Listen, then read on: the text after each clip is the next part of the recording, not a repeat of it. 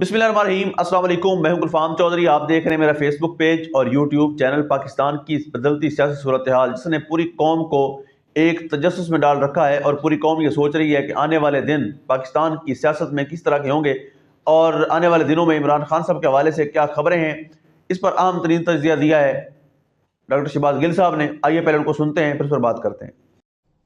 सबसे पहली खबर आपके सामने, पाकिस्तानी डॉक्टर्स स्पेशली कैंसर के मर्ज को जो ट्रीट करते हैं, जिन्हें ऑन्कोलॉजिस्ट कहते हैं, उन डॉक्टर्स के बारे में है जो पाकिस्तान में और अमेरिका में जो पाकिस्तानी डॉक्टर्स हैं वो अपना सर पकड़कर बैठ गए हैं और परेशान हैं कि वो अब किधर जाएं और अपने मरीजों का इलाज किस तरह से करें। और वजह कौन बना है?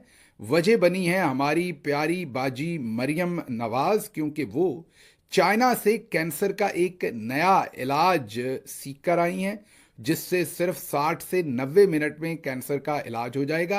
अब इन तमाम इनकोलॉजिस्ट जो डॉक्टर्स हैं, जो कैंसर के स्पेशलिस्ट हैं, और उनको दहाइयों तक पढ़ना पड़ता है, बोर्ड्स की सर्टिफिकेशंस लेनी पड़ती हैं और पता नहीं क्या कुछ करना पड़ता है, वो सब अपना सर पकड़े बैठे हैं कि अब हम किधर जाएं और अब मरीजों ने जो सवालात पूछने हैं उनके क्या जवाब दें। अब आप में से बहुत सारे मुस्कुरा रहे होंगे, आपको लग रहा होगा कि ये बहुत ही कोई फनी टॉपिक है कि बाजी मरियम जो कि डॉक्टर नहीं है, चाइना से कैंसर की इलाज दरियाफ्त कराई हैं, और ये क्या है? ये बिल्कुल भी फ़नी नहीं है।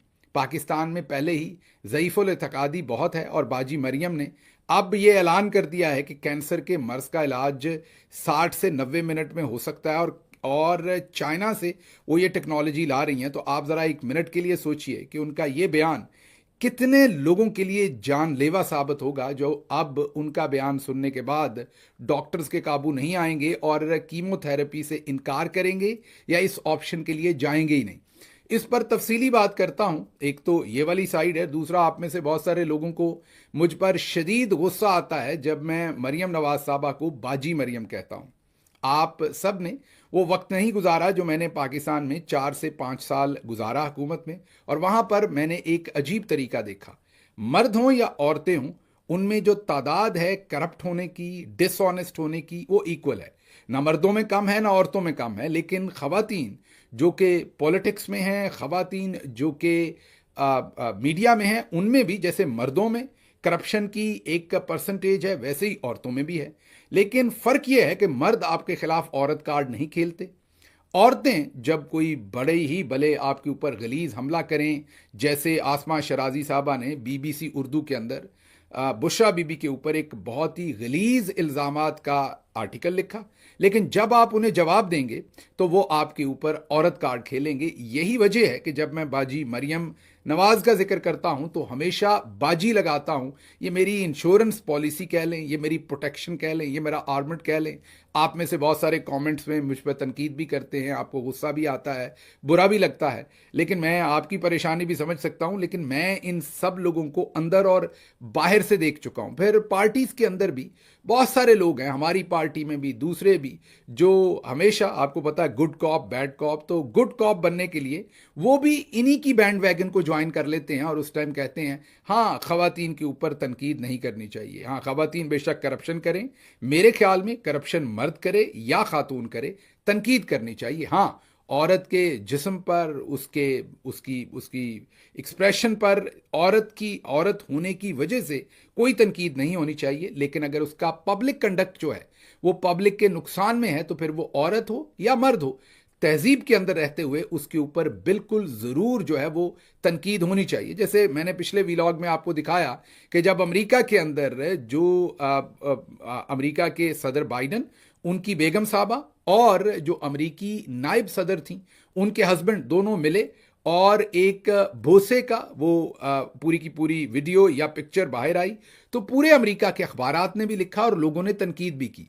वहां किसी ने औरत कार्ड नहीं खेला, किसी ने औरत कार्ड के पीछे जाना पसंद नहीं किया।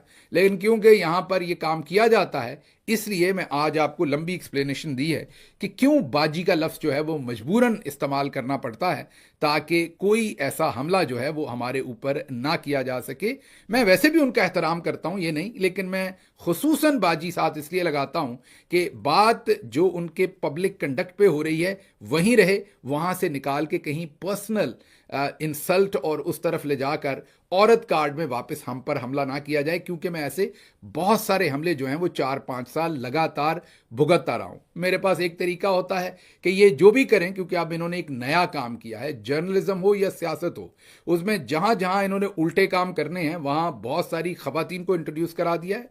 जैसे बाजी मरियम पंजाब गवर्नमेंट में लेके आई हैं। अब मेरे पास करप्शन की होशरबाज स्टोरीज हैं, और मरियम औरंगजेब साहब जो है उनसे रिलेटेड इत्तलात आ रही हैं कि वो दबाकर बहुत सारी ऐसी हरकतें कर रही हैं जिससे जो पंजाब की आवाम है उनका पैसा ज़ाया हो रहा है। अब अगर आप वो स्टोरी करेंगे तो फिर औरत कार्ड खेला जाएगा, कहा जाएगा कि औरत को निशाना बना रहे हैं।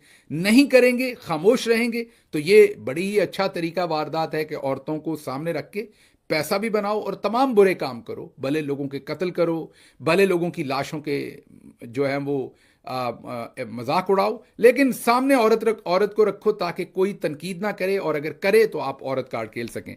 बहरहाल वापस आते हैं, ये क्योंकि बहुत ही अहम इशू है, ये जो बाजी मरियम ने चाइना से सीखा है, और मेरी जितने भी डॉक्टर्स के साथ बात हुई है वो शदीद परेशान हुए हैं सारी बात के ऊपर कि इसमें से जाएं तो किस तरफ जाएं। ये पहले बाजी मरियम का 50 सेकंड्स का ये क्लिप है, ये ज़रूर सुनिए पूरा, इसको दरमियान में बंद ना कीजिएगा या इसे आगे फॉरवर्ड ना कीजिएगा, इसे ज़रूर सुनिए, क्योंकि आगे जो मैं आपको बताने जा रहा हूं वो सब कुछ बहुत अहम है। सुनिए। दुनिया में बदल गया है इलाज आजकल। मैं अभी चाइना में गई हुई थी, कैंसर का उन्होंने इलाज निकाला है, वो लिक्विड नाइट्रोजन से ट्यूमर को फ्रीज कर देते हैं, और अगर आपका कोई जो कैंसर की कोई ऐसी किस्म है जिसमें ट्यूमर है, तो मैंने देखा कि वो कहते हैं कि 60 मिनट्स में या 90 मिनट्स में द पेशेंट वॉक्स इन, उसको मिनिमल उसके साथ वो इंटरवेंशन के साथ वो उसके ट्यूमर को फ्रीज करते हैं और उसका इलाज हो जाता है। तो मैंने उनसे पूछा कि क्या इसके रिजल्ट्स जो हैं वो कन्वेंशनल सर्जरी से कितने मुख्तलिफ हैं। उन्होंने कहा कि इसका सक्सेस रेट जो है वो उतना ही है जितना एक कन्वेंशनल सर्जरी का है, जिसमें आपको ऑपरेट करके वो आपके ट्यूमर को रिमूव करते हैं। अब आपने सुन लिया, एक तो मेरी बाजी इस उम्र में स्टडी टूर पे गई हुई थी, पहली बात ये देख लीजिए।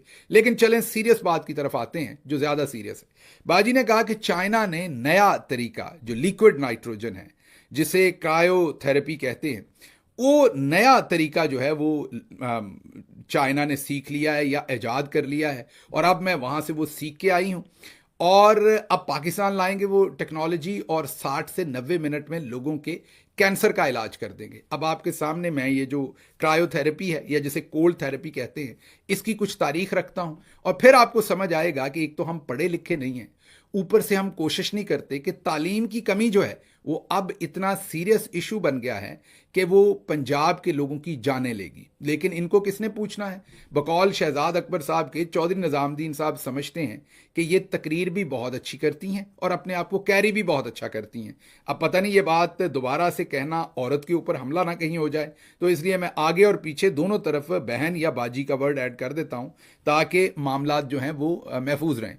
तो अब एक तो ये जो इन्होंने फरमाया कि चाइना से ये सीख के आई हैं, तो आपके सामने तारीख रख दूं कि जो इन जी बिल्कुल, जिस तरह से आपने सुना, डॉक्टर शहबाज गिल साहब ने इस पर डिटेल से बताया कि इस वक्त पाकिस्तान तहरीक इंसाफ के हवाले से क्या अपडेट्स हैं, इमरान खान साहब के केसेस के हवाले से क्या अपडेट्स हैं, और पाकिस्तान की सियासी सूरत हाल में सियासी जमातों का क्या किरदार है, कौन कहाँ पर खड़ा है। और ये सुनने के बाद यकीनी तौर पर जो पाकिस्तान का सियासी सिनेरियो है वो वाज़ेह हो जाता है, और लगता यह है कि आने वाले दिन पाकिस्तान की सियासत में बड़े अहम तरीन साबित होने जा रहे हैं, और आने वाले दिनों में बहुत बड़ी तब्दीलियाँ मुतवक्के हैं। अल्लाह पाक वतन अजीज़ का हामी और नासिर हो।